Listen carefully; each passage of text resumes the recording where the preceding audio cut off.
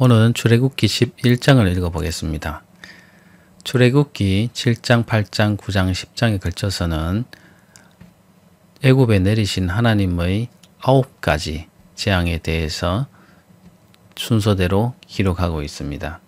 그 내용은 물이 피가 되는 것, 그리고 개구리가 올라오는 것, 티끌이 이가 되는 것, 파리가 가득하게 되는 것, 가축에게 돌림병이 생기는 것, 악성 종기가 생기게 되는 것, 우박이 내리는 것, 그리고 메뚜기가 땅을 뒤덮게 되는 것, 그리고 흑암이 땅에 오게 되는 것.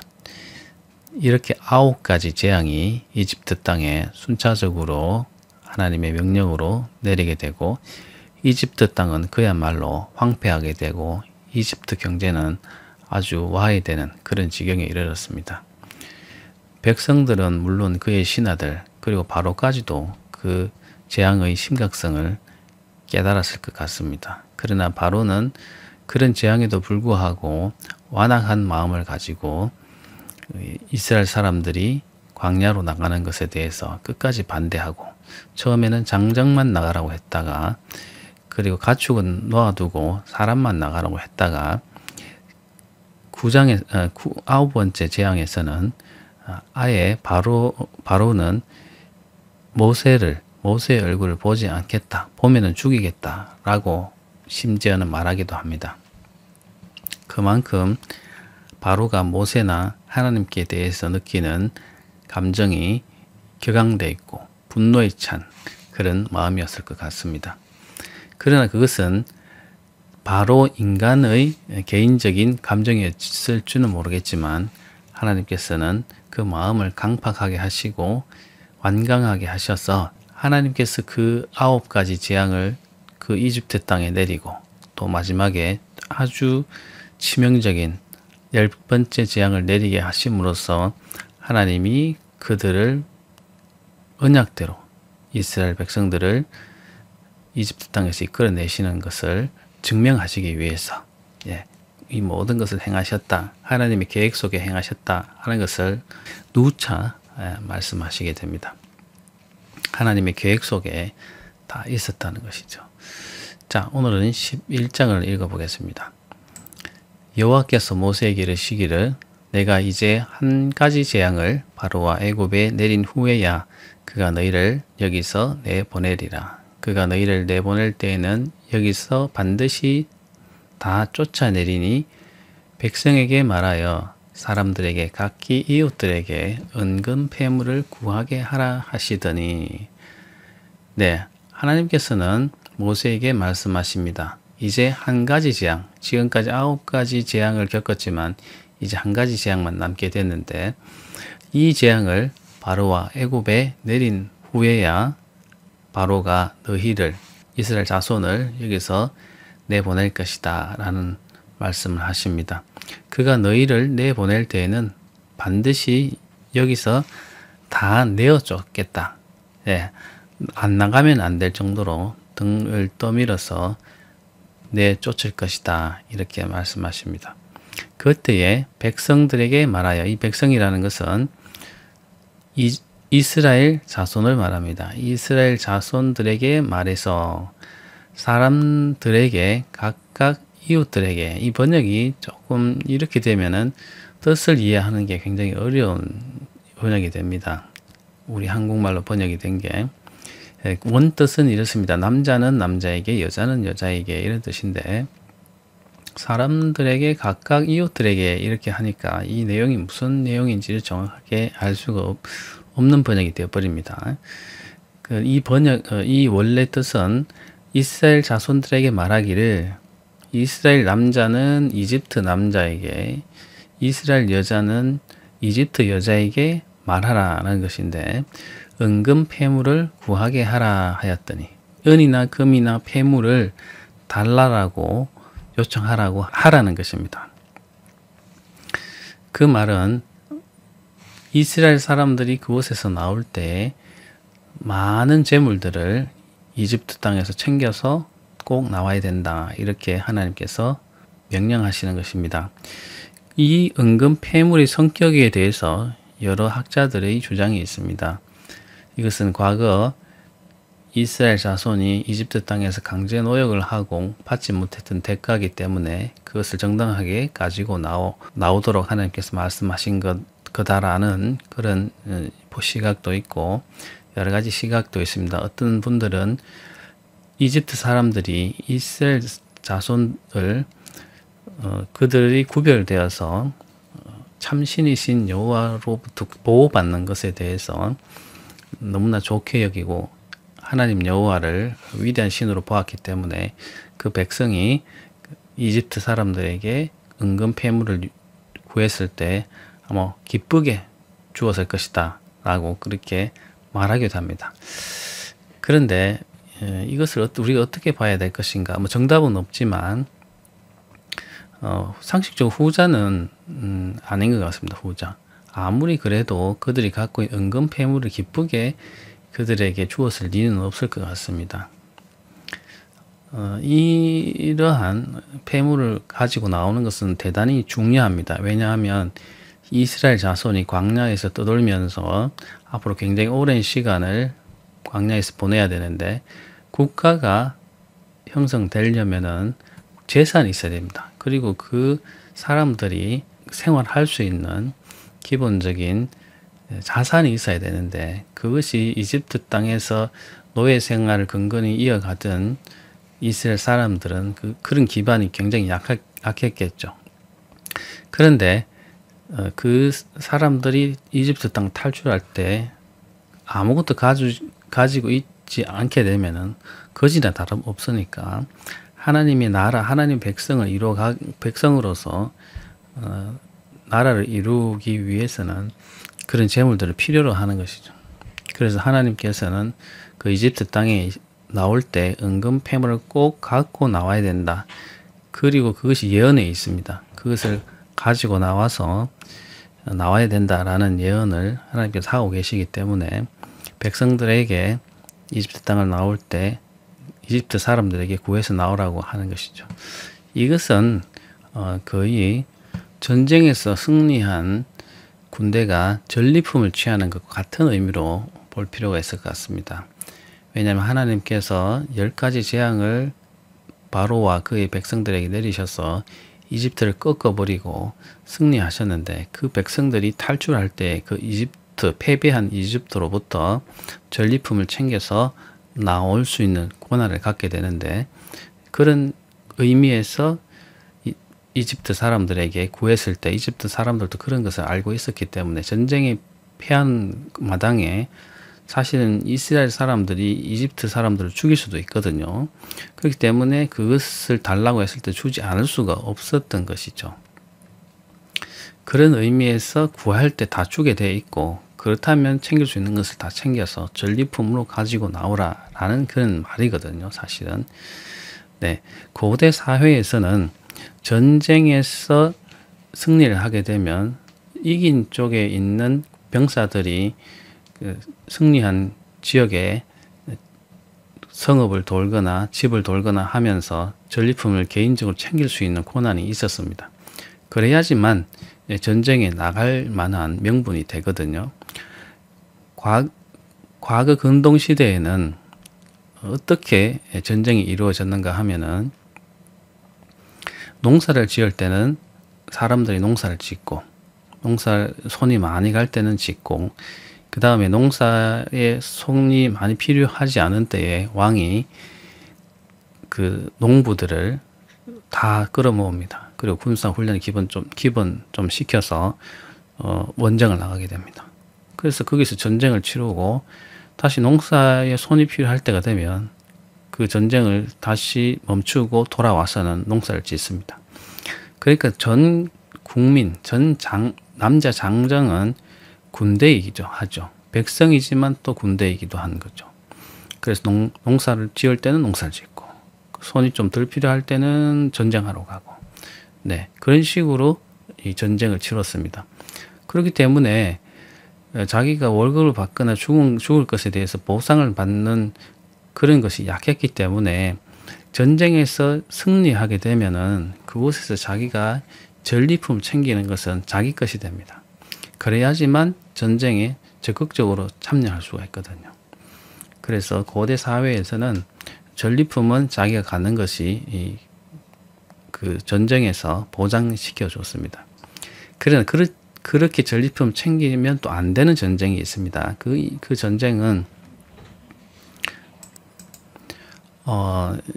이스라엘 사람들이 여리고성을 점령할 때처럼 신이 명령하신 전쟁, 신이 명령해서 수행하는 전쟁일 경우에는 그 전리품들이 다 그 전쟁을 명령하는 신의 제물이 됩니다.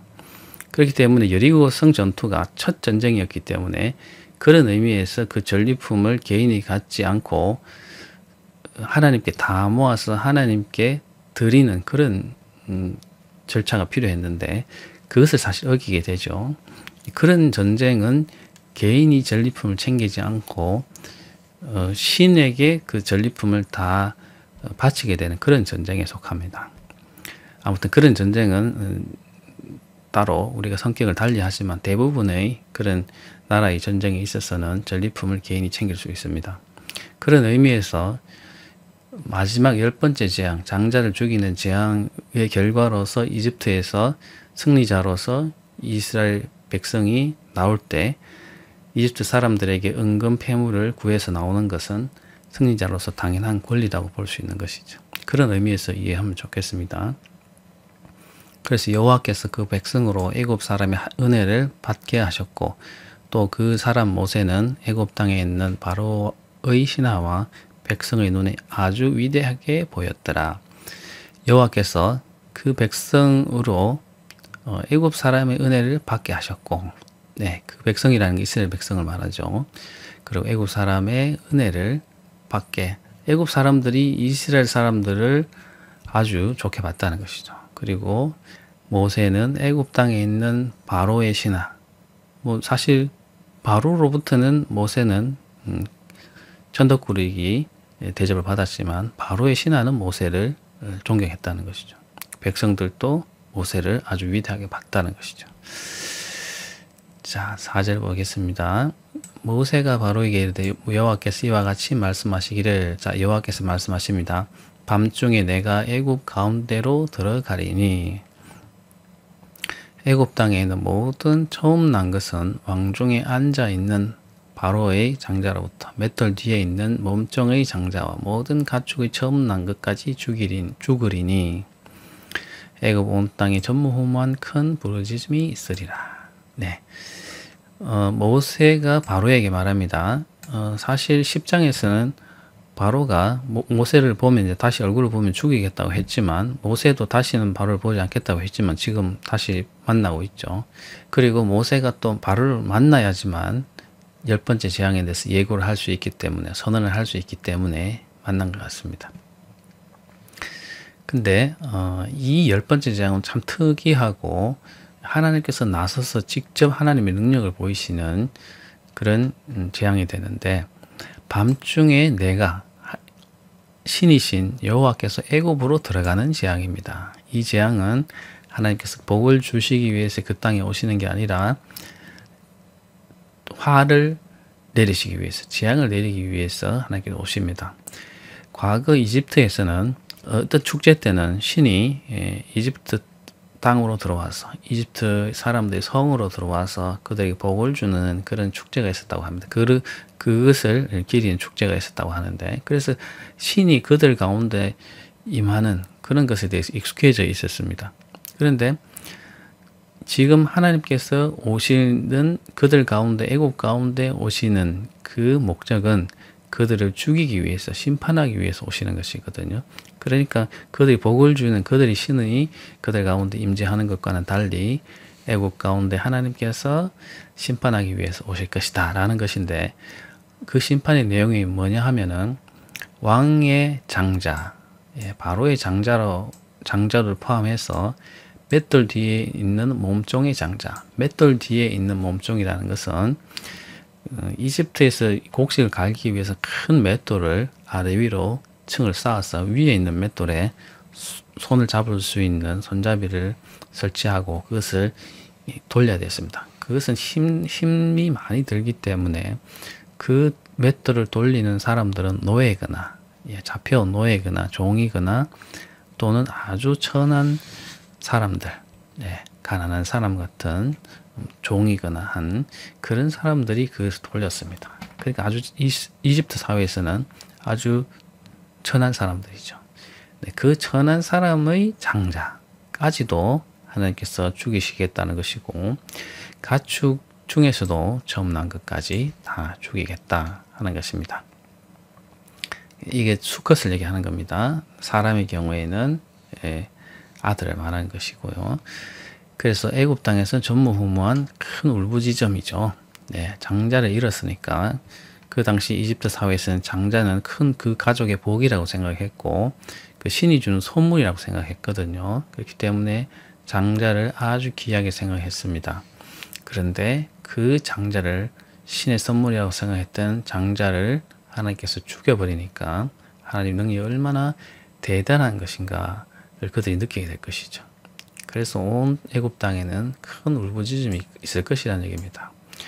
그렇지만 이스라엘 자손에게는 사람에게나 짐승에게나 개 한 마리도 그 혀를 움직이지 아니하리니 여호와께서 애굽 사람과 이스라엘 사이를 구별하는 줄 너희가 알리라 하셨나니. 자, 바로 왕에게 말하는 것이죠. 애굽 사람들에게만 심판을 내리고 이스라엘 사람들에게는 심판이 없다라는 것인데, 그래서 하나님께서 구별하신다. 애굽 사람과 이스라엘 사이를 구별하시는 줄을 너희 이집트 사람들 알라라고 바로에게 말하라는 것입니다. 자, 근데 여기 구절이 좀 해석이 좀 어렵습니다. 사람에게나 짐승에게나 개 한 마리도 그 혀를 움직이지 아니하리니, 이 말은 이스라엘 자손은 어떤 피해를 하나도 입지 않을 것이기 때문에 애굽 온 땅에서는 전무후무한 큰 부르짖음이 있을 텐데, 그런 상황이면 막 울고 그러면 개들은 소리에 예민한 동물이기 때문에, 청각이 예민한 동물이기 때문에 그런 소리가 들리면 마구 짖겠죠. 그런데 이스라엘 자손에게는 그러한 일이 없을 것이기 때문에 이스라엘 사람들이 사는 동네는 아주 조용하겠죠. 그렇기 때문에 개들이 그 혀를 움직이지 아니한다는 것은 짖지 않는다는 것이죠. 사람에 대해서도 짖지 않고 짐승에게 대해서도 짖지 않고, 개는 그냥 이스라엘 자손들이 있는 그 동네의 개는 조용하게 있을 것이다. 대조적이죠. 그런 의미가 되겠습니다. 이 해석을 잘못하면 이 개 한 마리도 그 혀를 움직이지 못한다는 것을 대단히 해석하기 어렵습니다. 그런데 개가 울음 소리를 듣고 막 서로 짖는 것을 말합니다. 근데 이스라엘 자손들이 사는 동네에서는 그런 것이 없다, 이런 말입니다. 왕이 이 모든 신하가 내게 내려와 내게 절하며 이르기를 너와 너를 따른 온 백성은 나가라 한 후에야 내가 나가리라 하고 심히 노하여 바로에게서 나오니라. 왕의 모든 신하가 내게 내려와 내게 절하며, 자, 바로의 신하죠. 바로의 신하들이 내려와서 절을 하고 모세에게 절을 하고 백성은 나가라고 하면은 그때서야 내가 나가겠다, 당당하게 나가겠다, 이 말입니다. 바로는 그렇게 하지 않겠다는 그런 지금 말을 하고 나오죠. 그런 말을 내뱉고는 모세가 일방적으로 말을 하고는 바로에게서 나오게 됩니다. 일단 바로에게서 그런 경고를 지금 하고 있는 거죠. 자, 여호와께서 모세에게 이르시기를 바로가 너희의 말을 듣지 아니하리라. 그러므로 내가 애굽 땅에서 나의 기적을 더하리라 하셨고, 여호와께서 모세 이 9절과 10절은 이 전체 재앙에 대한 일종의 요약된 말로 이해하면 좋을 것 같습니다. 여호와께서 그렇게 재앙을 내리지만 바로가 너희의 말을 계속 듣지 않을 것이라는 것입니다. 그래서 내가 계속 애굽 땅에 이 기적을, 심판을 계속 내리게 될 것이다, 이런 말씀입니다. 모세와 아론이 이 모든 기적을 바로 앞에서 행하였으나 여호와께서 바로의 마음을 완악하게 하셨으므로 그가 이스라엘 자손을 그 나라에 보내지 아니하였더라. 바로의 태도는 어떤가 하는 것에 대해서 지금 요약을 하고 있습니다. 하나님께서 바로의 마음을 완악하게 하셨기 때문에 이스라엘 자손이 그 나라에서 나오지 못했다. 바로가 계속 그 마음으로 막았다. 이런 말이 되겠습니다. 자, 내일 12장부터는 이제 이집트를 탈출하는, 이집트를 나오는 이스라엘 백성의 모습을 보게 됩니다. 그리고 하나님의 심판이 어떻게 임하게 되는지, 하나님께서 어떤 무엇을 기념하게 하시는가에 대해서 또 12장, 13장에 대해서 거쳐서 나오게 됩니다. 자, 내일 또 12장을 읽어보겠습니다.